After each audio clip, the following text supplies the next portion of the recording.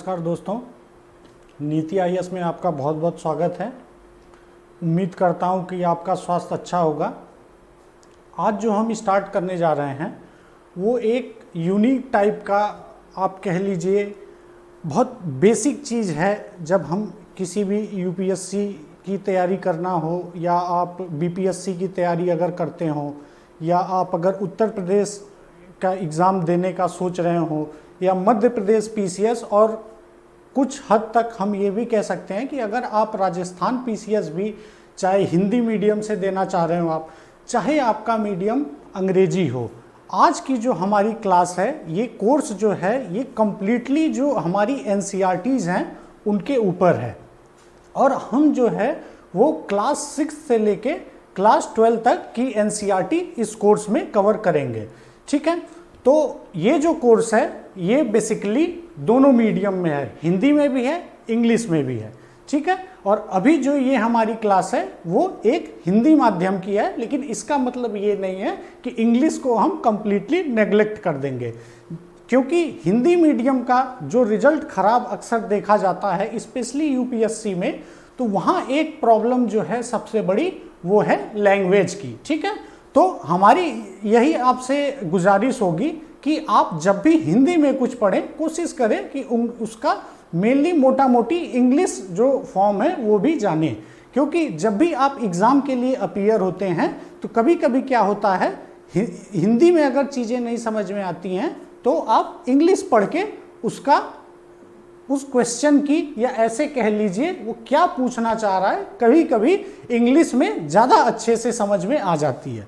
ठीक है, तो हमारा जो ये कोर्स है ये एनसीईआरटी बेसिस का है। आप अगर 2022 में यानी 2022 में अगर आप चाहे यूपी पीसीएस का एग्ज़ाम हो, चाहे बिहार पीसीएस का एग्ज़ाम हो, चाहे उत्तर प्रदेश पीसीएस का एग्ज़ाम हो, चाहे मध्य प्रदेश, हरियाणा, जो भी आप देना चाह रहे हैं, सबके लिए ये बहुत इम्पॉर्टेंट है। लेकिन ये जो गोल है ये 2022 में जो विद्यार्थी देना चाह रहे हैं एग्ज़ाम, उन्हीं के लिए है, क्योंकि 21 के लिए यूपीएससी के लिए प्रीलिम्स के लिए आप जानते ही हैं 2 से 3 महीने बचे हैं, और ये जो कोर्स होगा ये मोटा मोटी आप ऐसे मान के चलिए कि 2 से 2.5 महीने में पूरा हो जाएगा। तो जो विद्यार्थी 2022 में अपीयर होना चाहते हैं उनके लिए ये कोर्स है। ठीक है, तो स्टार्ट करने से पहले हम एक बार देख लेते हैं आज का पूरा सार। ठीक है, जब हम बात करते हैं, यहाँ लिखा हुआ है एनसीईआरटी की, तो आज हम क्या क्या कवर करेंगे वो इसलिए करना जरूरी है कि अगर मैं आपको सार बता देता हूँ तो उससे क्या होगा, आपका काफ़ी टाइम बच जाएगा।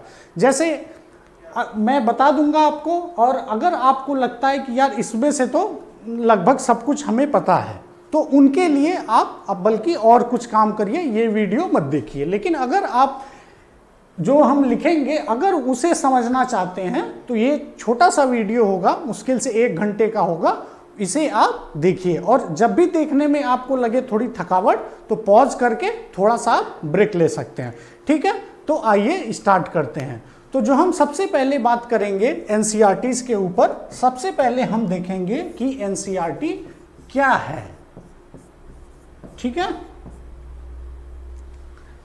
सबसे पहला पॉइंट होगा कि जो इतनी बुक्स जो एनसीईआरटी की फेमस है, एक्चुअली एनसीईआरटी है क्या, सबसे पहले तो आपको ये पता होना चाहिए। ठीक है, फिर जो दूसरा हम देखेंगे वो है एनसीईआरटी के उद्देश्य। एनसीईआरटी के उद्देश्य क्यों? क्योंकि अगर आप एनसीईआरटी के उद्देश्य समझ गए तो ऐसा मान के चलिए कि जो एनसीईआरटी का उद्देश्य है वो कहीं ना कहीं ये जो एनसीईआरटी की किताबें हैं ये उद्देश्य पूरा करने के लिए ही किताब लिखी जाती है।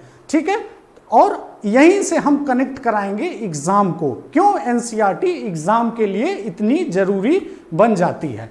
ठीक है, तीसरा जो हम देखेंगे आज वो है परीक्षा में एनसीईआरटी का महत्व। परीक्षा में एनसीईआरटी का महत्व। ठीक है, किस परीक्षा में? परीक्षा मतलब यूपी पीसीएस, आईएएस का एग्जाम हो या पीसीएस का एग्जाम हो, किसी भी स्टेट से हो आप, सबके लिए एनसीईआरटी का महत्व। ठीक है, उसके बाद जो चौथा पॉइंट है, चौथा जो पॉइंट है वो हमारा रहेगा पाठ्यक्रम में महत्वपूर्ण एनसीईआरटी। ठीक है, ये इसलिए डिस्कस करना जरूरी है क्योंकि बहुत सारे विद्यार्थी आते हैं, उनका एक सीधा सा सवाल रहता है कि सर कौन कौन सी बुक पढ़ें, स्पेसिफिक बता दीजिए, 11th क्लास की पढ़ें कि 12th क्लास की पढ़ें। कुछ ऐसे होते हैं जो 6 से लेके 12 तक पढ़ना चाहते हैं। ठीक है, तो उनके लिए ये जो 4th पॉइंट है यहाँ पे आज हम एकदम आपको क्लियर बता देंगे, और जो भी इंपॉर्टेंट एनसीईआरटी है वो सब इस कोर्स में कवर होगा। ठीक है, और जो पांचवा जो आज का हमारा डिस्कशन का मुद्दा होगा वो होगा, पांचवा यहां लिख लीजिए, पढ़ाई का तरीका। पढ़ाई का तरीका मतलब एनसीईआरटी कैसे पढ़ी जाती है, या हम कैसे एनसीईआरटी को पढ़ेंगे इस कोर्स में। ठीक है, अगर आप ये कोर्स ज्वाइन भी नहीं करते हैं तो भी आपके लिए पांचवा पॉइंट जो है वो बहुत इंपॉर्टेंट है, क्योंकि यहीं से आपको पता होना चाहिए कि एनसीईआरटी एक्चुअली पढ़ते कैसे हैं। देखिए, एनसीईआरटी के साथ प्रॉब्लम क्या है, पढ़ते सब हैं उसे, लेकिन बहुत कम लोग ऐसे हैं जो उसे बहुत अच्छी तरह समझ सकते हैं। ठीक है, तो ये तो हो गया हमारा टोटल आज का सार कि हम क्या क्या कवर करने वाले हैं। ठीक है, तो आइए स्टार्ट करते हैं। सबसे पहले जानते हैं कि एनसीईआरटी क्या है। सबसे पहले हम जानेंगे एनसीईआरटी क्या है। ठीक है,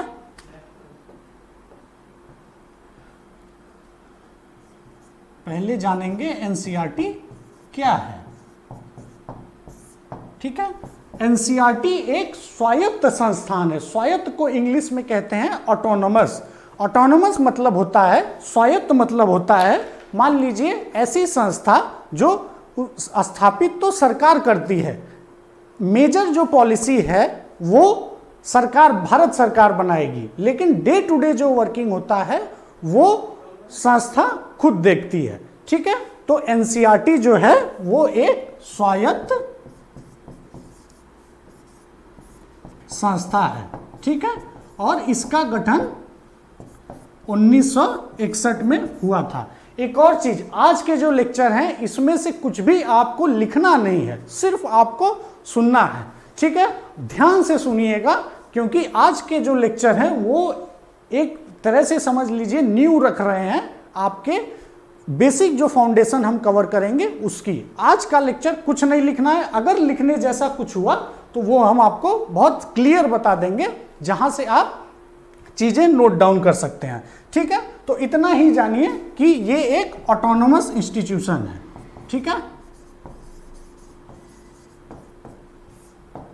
और इसकी स्थापना, एनसीईआरटी की स्थापना 1961 में हुई। कैसे हुई? एक्चुअली उस समय भारत में 7 ऐसे इंस्टीट्यूट थे, 7 ऐसी संस्थाएं थी जो अपने एजुकेशन के फील्ड में, शिक्षा के फील्ड में बहुत अच्छा काम कर रही थी। एक संस्था जो थी वो प्राइमरी एजुकेशन पे बहुत अच्छा रिसर्च करती थी, एक जो संस्था थी वो सेकेंडरी एजुकेशन पे बहुत अच्छा रिसर्च करती थी, एक जो थी वो टीचर्स ट्रेनिंग के ऊपर बहुत अच्छा रिसर्च करती थी, एक संस्था जो थी वो वोकेशनल एजुकेशन जिसे हम कहते हैं ना, जो डिस्टेंस लर्निंग प्रोग्राम होता है उसके ऊपर बहुत अच्छे से रिसर्च करती थी। तो सातों को मिला के एक इंस्टीट्यूशन बनाया गया जिसका नाम रखा गया एनसीईआरटी। ठीक है, ये तो हो गया एनसीईआरटी क्या है। अब हम आते हैं एनसीईआरटी के उद्देश्य। ठीक है, जब हम एनसीईआरटी के उद्देश्य की बात करते हैं तो मोटा मोटी हम दो ही चीज की यहां बात करते हैं। एक तो एनसीईआरटी का लक्ष्य क्या है। लक्ष्य पता चलेगा जब इसको 1961 में बनाया गया, उस समय कुछ इसे लक्ष्य बताए गए, भारत सरकार द्वारा लक्ष्य बताए गए कि एनसीईआरटी के एक्चुअली क्या लक्ष्य हैं, और यहीं से आपको मिलेगा पहला लिंक इस एग्जाम से, इस एग्जाम से मतलब यूपीएससी के एग्जाम से या पीसीएस के एग्जाम से, ठीक है। देखिए पीसीएस का एग्जाम जो होता है वो होता भले स्टेट बेसिस पे है, लेकिन हो क्या रहा है, धीरे धीरे सारी जो स्टेट की पीसीएस हैं वो यूपीएससी का जो कैरेक्टर है उसे धीरे धीरे अपना रही है। जैसे अभी आपने देखा होगा करीब 2 साल पहले यूपी का सिलेबस चेंज हो गया। बिहार के अगर आप क्वेश्चन देखिए तो उसमें आप अगर उसका एनालिसिस करिए तो आपको लगेगा कि वो क्लोजली आ रहे हैं यूपीएससी लेवल पे, ठीक है। कुछ हद तक राजस्थान और एमपी अभी पीछे हैं, लेकिन ऐसा मान के चलिए कि 3, 4, 5 साल बाद ये लोग भी धीरे धीरे यूपीएससी के क्लोज के जो लेवल है यूपीएससी का उसके नजदीक आ जाएंगे, ठीक है। तो ये जो लक्ष्य है, पढ़ते तो हम पढ़ तो रहे हैं एनसीईआरटी के लिए, लेकिन ये मान के चलिए कि ये हर एक एग्जाम से इसका इंटरलिंक होगा, ठीक है। दूसरा जो लक्ष्य, दूसरा जो उद्देश्य में अगर एनसीईआरटी के जानना है तो हर क्या होता है, कुछ जैसे 10 साल बाद, 15 साल बाद, और अक्सर ये होता है जब नई सरकारें आती हैं तो एक नेशनल करिकुलम फ्रेमवर्क रिलीज करती हैं। जैसे जो शिक्षा नीति आई है 2021 में, उसमें भी ये जिक्र किया गया है कि एक नेशनल करिकुलम फ्रेमवर्क बनेगा और हो सकता है इस साल के अंत में वो आ जाए, ठीक है। लेकिन हमारे पास जो अभी नेशनल करिकुलम फ्रेमवर्क है वो 2005 का है, ठीक है। तो नेशनल करिकुलम फ्रेमवर्क एनसीएफ, और उसको हिंदी में बोलते हैं राष्ट्रीय पाठ्यक्रम की रूपरेखा, राष्ट्रीय पाठ्यक्रम की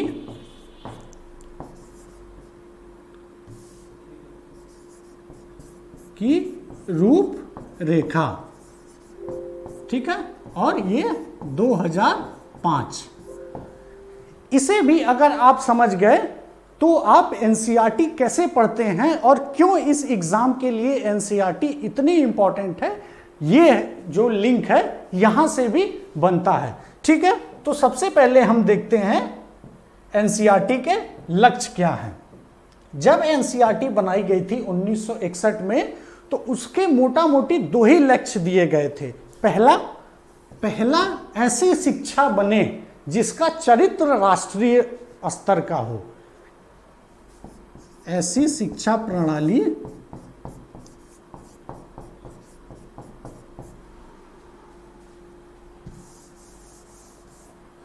जिसका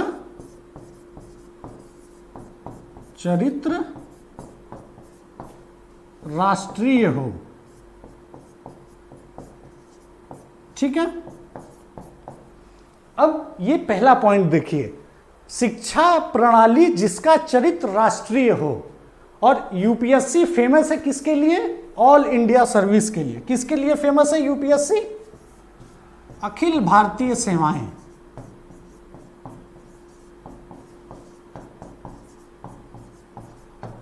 इस पे आप गौर करिए, जो एनसीईआरटी का लक्ष्य है वो भी एक इंडियन ऑल इंडिया लेवल का जो शिक्षा है उसे प्रमोट करता है।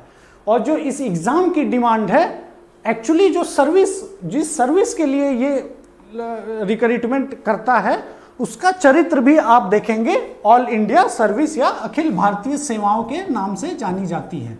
जैसे आईएएस हो गई, आईपीएस हो गई या फॉरेस्ट सर्विस हो गई। इनफैक्ट सेंट्रल सर्विस जो है वो कहने के लिए सेंट्रल सर्विस है, लेकिन उसका भी चरित्र जब आप देखेंगे तो वो भी एक्चुअली राष्ट्रीय ही होता है, क्योंकि उसमें 3 साल में पूरे सर्विस के काल में लगभग पूरा इंडिया आप मान लीजिए कि घूमना पड़ जाता है, ठीक है। तो यहां से हमें समझ में आता है पहला लिंक। जो पहला लिंक है वो लक्ष्य से ही निकलता है, ठीक है। अब हम देखते हैं दूसरा लक्ष्य क्या था एनसीईआरटी का। दूसरा लक्ष्य क्या था? दूसरा लक्ष्य था कल्चरल डाइवर्सिटी को प्रमोट करना। मतलब जो भारत में कल्चर में विविधता है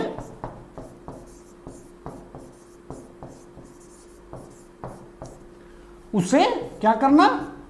प्रमोट करना। ये मेजर एनसीईआरटी के गोल दिए गए थे 1961 में। इसे फिर आप इससे लिंक करा सकते हैं। कैसे करा सकते हैं?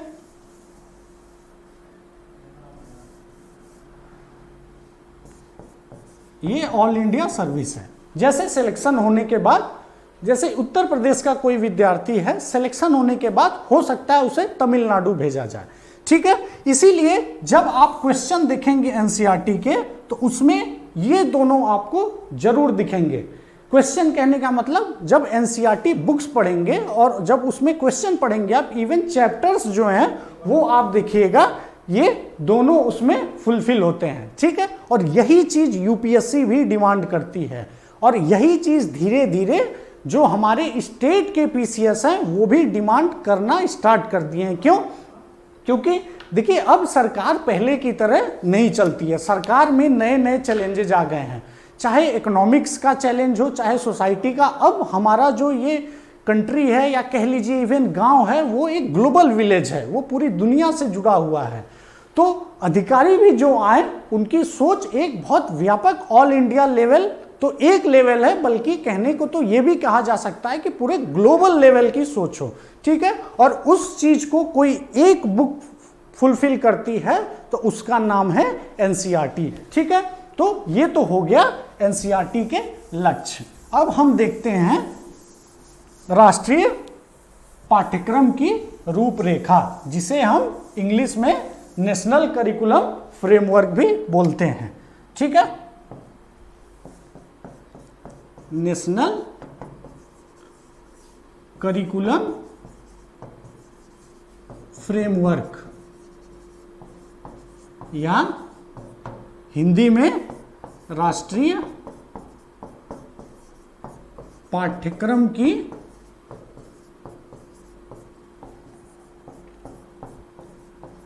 रूपरेखा, ठीक है। और जो लेटेस्ट है हमारे पास ये 2005 का एनसीएफ है हमारे पास। पहले थोड़ा सा एनसीएफ 2005 जो है उसके बैकग्राउंड के बारे में। असल में रविन्द्रनाथ टैगोर जी की एक एस्से है, अगर वो आप एस्से पढ़ लें तो आपको ये समझ में आ जाएगा। उस एस्से का नाम है सिविलाइजेशन एंड प्रोग्रेस, ठीक है। सभ्यता और प्रगति, सभ्यता और प्रगति। जो हमारा एनसीएफ 2005 है, या ऐसे कहें राष्ट्रीय पाठ्यक्रम की रूपरेखा जो बनाई गई है, वो असल में ये टैगोर जी की जो निबंध है, टैगोर जी का जो निबंध है ये सभ्यता और प्रगति, इसे आप पढ़िए, यहीं से आपको समझ में आ जाएगा कि एनसीएफ 2005 एक क्रस्क में समझ में आ जाएगा। अच्छा, ऐसा क्या कहते हैं टैगोर जी इसमें? तो वो एक बहुत सिंपल सी कहानी है और वो हम सब पे लागू होती है। अगर आप गांव शहर कहीं के भी हो, अगर आपने बचपन गांव में बिताया होगा तो तुरंत आपको समझ में आ जाएगा, और शहर में भी। जैसे मान लीजिए वो एग्जाम्पल देते हैं निबंध में कि एक लड़का है जो छोटा सा है, धीरे धीरे बड़ा हो रहा है, ठीक है। वो क्या करता है, वो एक टायर देखा, टायर लेके डंडे से दौड़ाने लगा मार मार के, और ये आपने भी किया होगा, हमने भी किया, सब करते हैं जो गांव में होते हैं। और एक दूसरा लड़का है, और अंग्रेजी शासन था उस समय भारत में, उसे एक बना बनाया कोई खिलौना लाके दे दिया जाता है। तो टैगोर जी यहाँ कहते हैं जो फर्स्ट केस है, जो खुद से टायर, जो कहीं से टायर लेके आया और उसे डंडे से मार के दौड़ाने लगा, और जो दूसरा केस है जिसे आर्टिफिशियल खिलौना दिया गया, आर्टिफिशियल खिलौना दिया गया। देखिए, आर्गुमेंट बहुत इंपॉर्टेंट है टैगोर जी का। अगर आप आर्गुमेंट समझ गए तो एक लेवल तक यूपीएससी का क्वेश्चन जो आते हैं वो भी समझ जाएंगे कि वो एक्चुअली चाहती क्या है आपसे, ठीक है। ये पहला लड़का जो खुद से टायर लेके छोटा सा जब है वो डंडे से मार के दौड़ा रहा है, ठीक है। एक दूसरा लड़का जिसे आर्टिफिशियल खिलौना दे दिया गया। तो टैगोर जी कहते हैं पहले केस में जो क्रिएटिविटी है वो बढ़ गई, और दूसरे लेवल में जो क्रिएटिविटी है वो घट गई।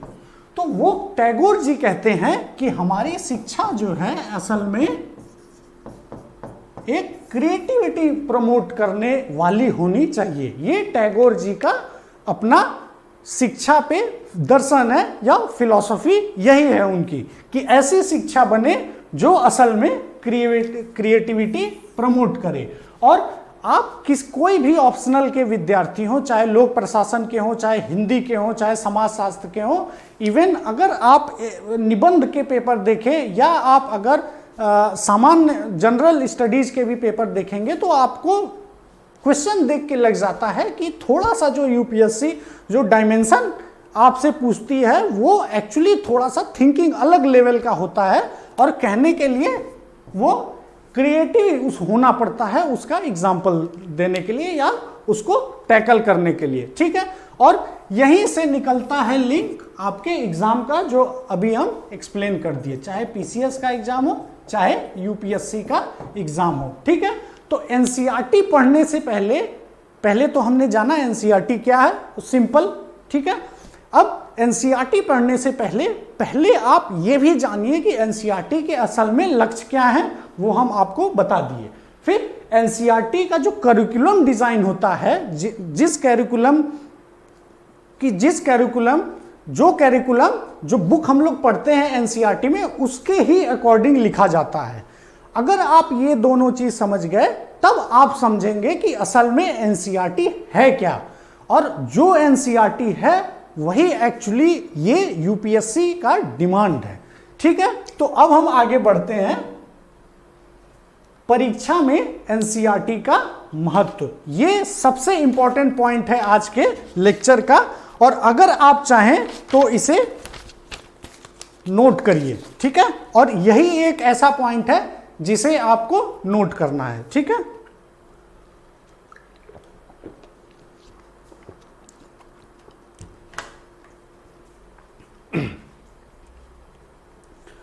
ये पॉइंट स्टार्ट करने से पहले हमें उम्मीद है कि कम से कम आपने एक एनसीईआरटी तो जरूर पढ़ी होगी।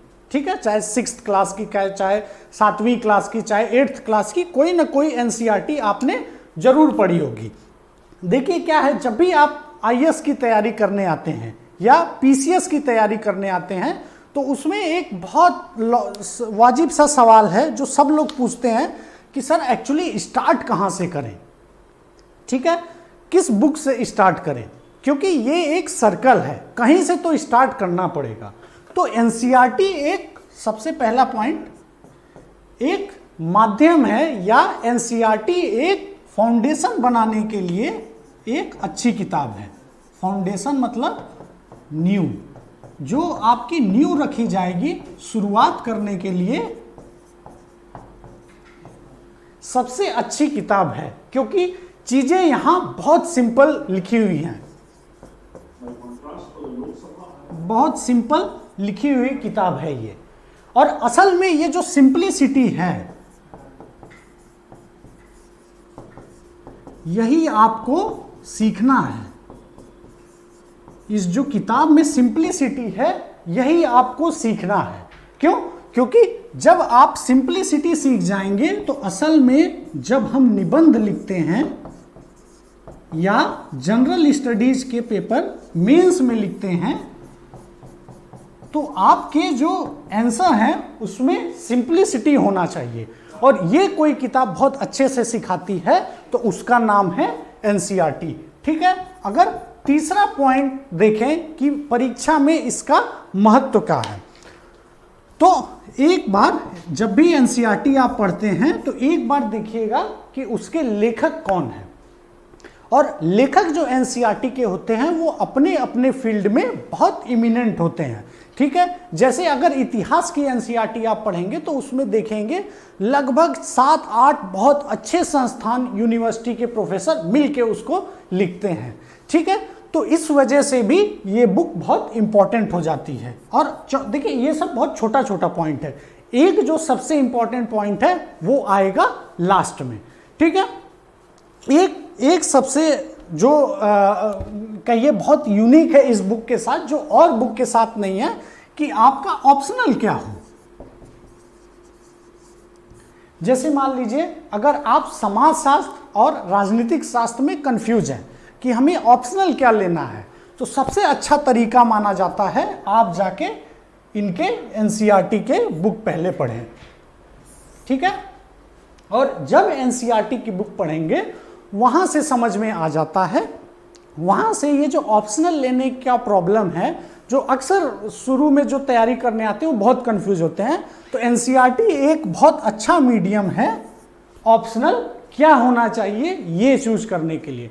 जैसे मान लीजिए आप समाजशास्त्र और राजनीतिक शास्त्र में कंफ्यूज हैं, कुछ नहीं, 11th की एनसीईआरटी उठाइए और 11th की सोशियोलॉजी उठाइए, राजनीतिक शास्त्र उठाइए, समाजशास्त्र उठाइए और दोनों को एक एक रीड दीजिए, 2-3-4 चैप्टर, ठीक है। उसके बाद आपको खुद समझ में आ जाएगा कि आपका रुझान किस तरफ है और वही आपका ऑप्शनल है। और वैसे ऑप्शनल के लिए और भी चीजें मैटर करती हैं, जैसे अंक कितने आते हैं, मटेरियल है कि नहीं, लेकिन एक स्टार्टिंग जो है वो एनसीईआरटी ही आपको दे सकती है, ठीक है। ये तो हो गए बहुत छोटे छोटे पॉइंट। अब आते हैं मेजर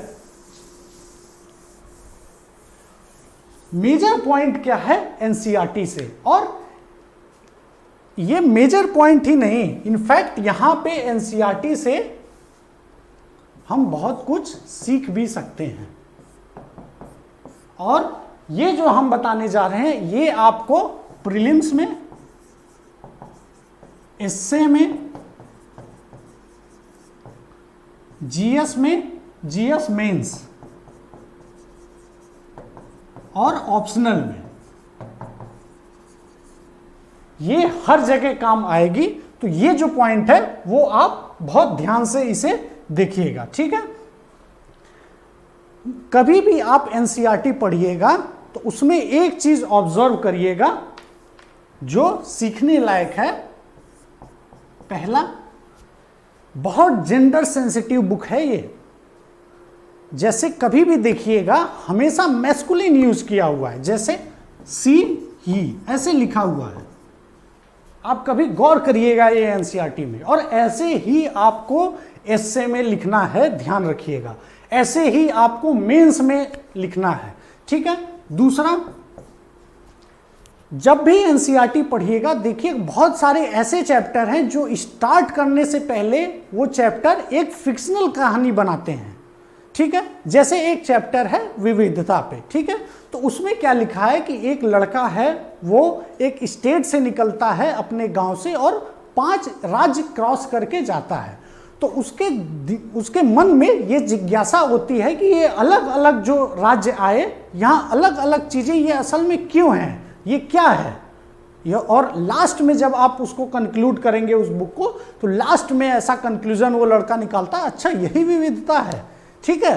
तो दूसरा जो है वो, जब भी आप एनसीईआरटी देखेंगे ये एक फिक्शनल कैरेक्टर के ऊपर बेसिस है और जो चैप्टर है वो असल में फिक्शनल कैरेक्टर से ही स्टार्ट होता है।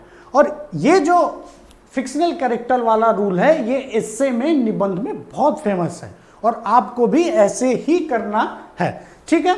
तीसरा जो है, एनसीईआरटी आप पढ़िएगा तो ऑब्जर्व करिएगा वहां जो विद्यार्थी है वो अपने टीचर से कुछ पूछता है और अक्सर वो विद्यार्थी, छोटा सा लड़की, छोटा सा लड़का, कोई भी हो सकता है, लेकिन लड़कियों पे ज्यादा फोकस किया है। जेंडर सेंसिटाइजेशन कितना बढ़िया है और कितने अच्छे से ये किताब जेंडर सेंसिटिविटी को प्रमोट करती है बच्चों के अंदर, ठीक है।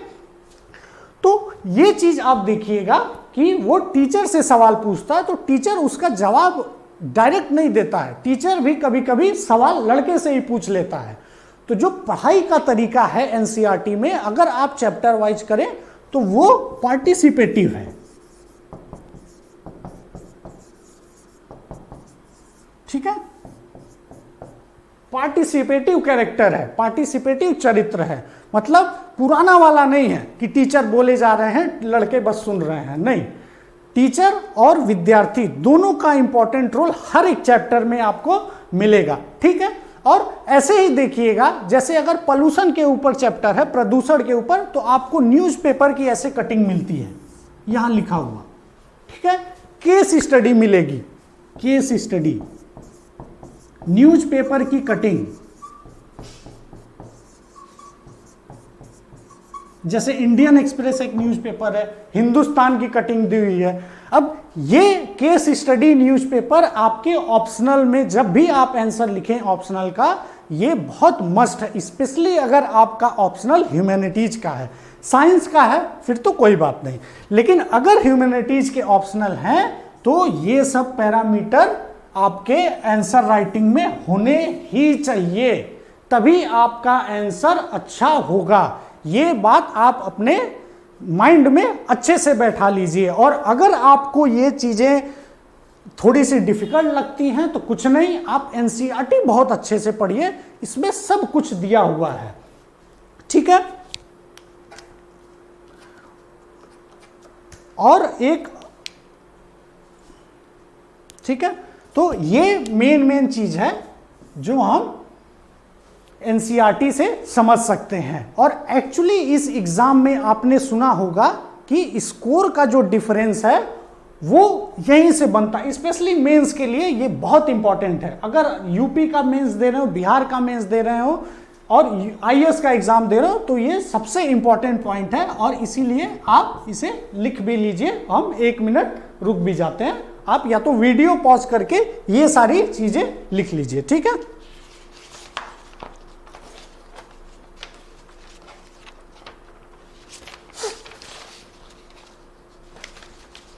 अब हम आते हैं अगले पॉइंट पे। ठीक है, आगे बढ़ते हैं, ये आपने लिख ही लिया होगा। आगे बढ़ते हैं और हम देखते हैं पाठ्यक्रम के लिए महत्वपूर्ण एनसीईआरटी। और यहाँ पे बहुत सारे विद्यार्थियों का सवाल रहता है कि सर कौन सी एनसीईआरटी इंपॉर्टेंट है, जिसका आंसर आज आपको यहाँ पे मिल जाएगा। और जो भी हम बोले इंपॉर्टेंट है, एक्चुअली हम इस कोर्स में पूरा इसको कवर करेंगे। ठीक है, तो सबसे पहले बात करते हैं भूगोल की। भूगोल के लिए 6 से लेके 12 तक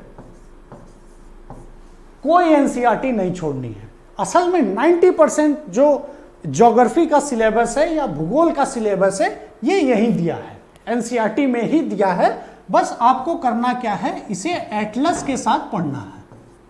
किसके साथ पढ़ना है? एटलस के साथ। वो ऑक्सफोर्ड की आती है, उसके साथ ही भूगोल का एटलस पढ़िएगा। और हम भी जब पढ़ेंगे तो ये एटलस के साथ ही पढ़ेंगे। ठीक है, फिर हम आते हैं दूसरे पे, इतिहास। इतिहास के लिए प्री मेंस दोनों के लिए 6 से 12 तक, लेकिन इसके साथ एक और बुक आती है आर.एस. शर्मा सर की, आर.एस. शर्मा सर की प्राचीन भारत के नाम से।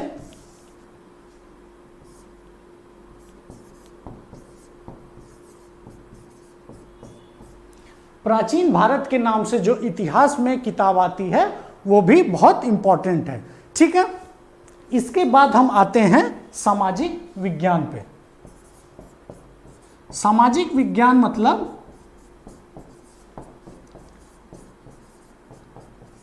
जैसे 6 से 10 तक तो ये एक अलग है, लेकिन 11th-12th में जाके ये अलग अलग सब्जेक्ट में डिवाइड हो गया है, जैसे राजनीतिक शास्त्र, समाज शास्त्र, मनोविज्ञान। ठीक है, तो हम ये भी कवर करेंगे। और आपको भी, आप ये कोर्स ज्वाइन ना करें तो भी कोशिश करिएगा कि 6 से 10 तक और 11 से 12 तक राजनीतिक शास्त्र, समाज शास्त्र, ये दोनों तो कवर होना ही चाहिए।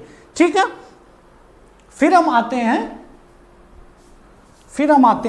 अर्थशास्त्र पे। अर्थशास्त्र, ठीक है, और अर्थशास्त्र में कक्षा 9 से 12 तक। ठीक है, कक्षा 9 से 12, उसमें भी जो 12th की एनसीईआरटी है उसमें एक, जो 11th की एनसीईआरटी है उसमें एक ही इंपॉर्टेंट है। क्योंकि जो अर्थशास्त्र है वो बहुत कंसेप्चुअल सब्जेक्ट है, इसलिए क्या है, थोड़ा सा इसमें समय ज़्यादा दीजिएगा। ठीक है, फिर हम आते हैं एक लास्ट पॉइंट पे, वो है विज्ञान। ठीक है, ये चारों हो गया। अब हम आते हैं विज्ञान में कौन सी एनसीईआरटी इंपॉर्टेंट है। ठीक है, देखिए विज्ञान में क्या है, पढ़ना तो 6 से 12 तक है, लेकिन एक एक लाइन और जैसे भूगोल था, इतिहास था, उसकी तरह एकदम नहीं पढ़ना है। इसमें बहुत स्पेसिफिक पढ़ना है। एक्चुअली इसे जब आप करेंट अफेयर से रिलेट कराएंगे तभी ये कंप्लीट होगी। ठीक है, जो विज्ञान है वो करेंट अफेयर से लिंक करके पढ़ना है आपको, और हमारा जो फोकस रहेगा वो भी ऐसे ही रहेगा। ठीक है, ये तो हो गया कि महत्वपूर्ण एनसीईआरटी क्या है। ठीक है, अब हम आते हैं जो बच्चों को एनसीईआरटी के ऊपर डिटेल जानना था उनके लिए तो ये पूरा हो गया। ठीक है, अब हम आते हैं कि हमारा जो क्लास होगा एक्चुअली वो हम कैसे, जो हमारा 2 महीने का कोर्स है उसमें उसका तरीका क्या होगा, हम पढ़ेंगे कैसे। ठीक है, तो सबसे पहले जो हमारा फोकस रहेगा वो हम क्या करेंगे, एक कंसेप्ट को समझेंगे।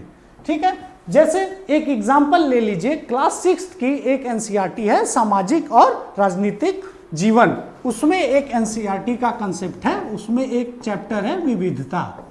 ठीक है, विविधता मतलब डाइवर्सिटी।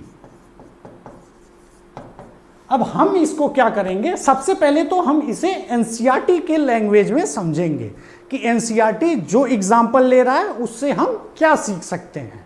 ठीक है, उसके बाद हम समझेंगे कि ये विविधता एनसीईआरटी जो समझा रही है पहले उसे समझेंगे, फिर एक सिंपल टर्म में समझेंगे। ठीक है, फिर क्या होगा, इस पे हम कुछ एमसीक्यू सॉल्व करेंगे जितने भी उस बुक से बन सकते हैं, या उस चैप्टर से मान लीजिए 10 सवाल बन सकते हैं विविधता से, तो हम लोग 10 सवाल बनाएंगे, उसे सॉल्व करेंगे। ठीक है, उसके बाद इसी विविधता पे हम जीएस मेंस जैसा आंसर लिखेंगे। ठीक है, जीएस मेंस जैसा। उसके बाद हम निबंध लिखेंगे छोटा सा इसी पे, और ये हर टॉपिक के साथ करेंगे। ठीक है, उसके बाद यहीं हम नहीं रुकेंगे, हमें ये भी सीखना है कि हमारी जो अपनी पर्सनालिटी है उसमें कैसे हम विविधता को प्रमोट कर सकते हैं। ठीक है, क्योंकि अगर आप ये नहीं करेंगे तो फिर जो इंटरव्यू स्टेज है उसमें प्रॉब्लम हो सकती है। देखिए, इंटरव्यू में जो चेक होता है, इंटरव्यू में जो स्किल चेक होता है वो एक्चुअली कुछ नहीं, जो एनसीईआरटी प्रमोट करती है वो लगभग वही चेक होता है। ठीक है, तो ये तो हो गया हमारा तरीका। जैसे एक टॉपिक लिए क्लास 6 का, और ऐसे 7th में भी यही करेंगे, 8th में भी यही करेंगे, 9th में भी, 10th में, 11th 12th हर जगह टॉपिक लिए, पहले उसे समझेंगे, पहले एनसीईआरटी के भाषा में समझेंगे, फिर एक सिंपल भाषा में समझेंगे, जिसे कह सकते हैं देहाती भाषा में समझेंगे। ठीक है, फिर उसमें कुछ एमसीक्यू सॉल्व करेंगे, मान लीजिए 5 ही बन सकता है उस बुक से या चैप्टर से, तो 5 ही लगाएंगे। फिर एक जीएस का आंसर लिखेंगे, उससे अगर यूपीएससी ने पूछा होगा तो यूपीएससी का ले लेंगे, अगर नहीं पूछा होगा तो बना के आपको दिया जाएगा, और छोटा सा निबंध लिखेंगे, और उसको हम कैसे अपने पर्सनालिटी में ये सब कंसेप्ट को लागू कर सकते हैं। ठीक है, अब हमें अगर आप एक शब्द में अगर आप पूछे कि एनसीईआरटी का मेन पर्पज एक वर्ड में अगर बताना हो हमें, तो हमारे पास एक ही वर्ड है, संवैधानिक मूल्य। एनसीईआरटी मिला जुला के इसी का नाम है। कैसे, कभी भी आप एनसीईआरटी खोलिएगा तो उसमें ऑब्जर्व करिएगा, क्या कभी कभी आप देखिएगा प्रीएम्बल, कभी ज्योग्राफी की खोले, दूसरे सब्जेक्ट की खोले तो वहां नेशनल एंथम, फिर किसी और सब्जेक्ट की खोले तो वहां पता चलता है फंडामेंटल राइट, किसी और सब्जेक्ट की खोले तो वहां पता चलेगा फंडामेंटल ड्यूटी। और कोई बुक एनसीईआरटी की पढ़िएगा तो कहीं कहीं गांधी जी का मंत्र जो है टेलिस्मैन बहुत फेमस है ये। और ये आप देखिएगा तो एथिक्स जो पेपर है जीएस 4 मेंस में यूपी में भी यह है, ठीक है, उत्तर प्रदेश में भी GS4 है। एक्चुअली आप देखिएगा जो एथिक्स का पेपर है इसी के आसपास घूमता है। तो एनसीईआरटी अगर एक वर्ड में बोला जाए तो वो है संवैधानिक मूल्य की किताब, वो प्रमोट करती है संवैधानिक मूल्य। और इस एग्जाम में आपका जो पर्पस होना चाहिए, आपके राइटिंग में झलकना चाहिए संविधान मूल्य, आपके सोच में झलकना चाहिए संवैधानिक मूल्य, आपके निबंध में झलकना चाहिए संवैधानिक मूल्य। और प्रीलिम्स में अगर आप क्वेश्चन देखेंगे तो 2016, 17, 18 में तो डायरेक्ट 2-2, 3-3 क्वेश्चन डायरेक्ट एनसीईआरटी से आए हैं। और एक बात हमेशा याद रखिएगा, बहुत ही कम किताब ऐसी है जहां से यूपीएससी डायरेक्ट क्वेश्चन पूछता है, और उसमें अगर कोई किताब सबसे पहले आती है तो उसका नाम है एनसीईआरटी। ठीक है, तो आज का लेक्चर जो है वो यहीं खत्म होता है। ठीक है, अब हम जो शुरुआत करेंगे दूसरा लेक्चर जो है वो हम कक्षा 6 की सामाजिक एवं राजनीतिक जीवन उससे स्टार्ट करेंगे। ठीक है, तो मिलते हैं अगले लेक्चर के लिए, तब तक के लिए धन्यवाद।